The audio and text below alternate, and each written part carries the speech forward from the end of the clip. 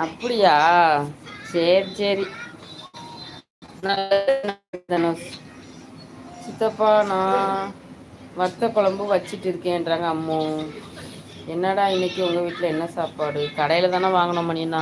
ஏம்மா எப்போ மூஞ்சி கழுவுச்சுனாங்க? ஜெயஸ்ரீ எப்போ முகம் கழுவுச்சுனாங்க? கொஞ்ச நேரம் வச்சு கழுவிட்டு வந்துடு.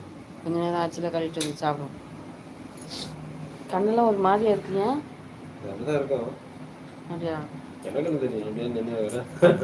நீ சொன்ன ரொம்ப வீங்கின மாதிரி இருக்குதுல்ல பாக்க. எனக்கு அழுத்தி சொல்றனாலே அப்படிதான் இருக்கும் வீங்கினா.